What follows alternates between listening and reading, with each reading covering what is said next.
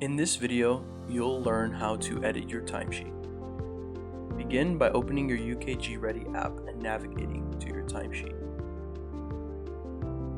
All time entries will be collapsed except the current date. Click on the arrow next to any date to open those time entries. If you are missing a job assignment on any time entry, click on the search icon in the job assignment field to select a cost center. Select your cost center and it will automatically be added to the time entry.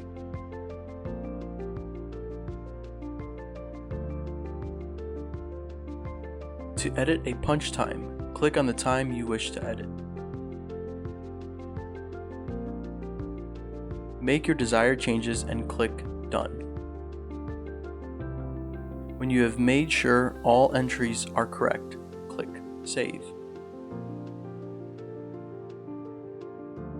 Now the timesheet has been successfully edited.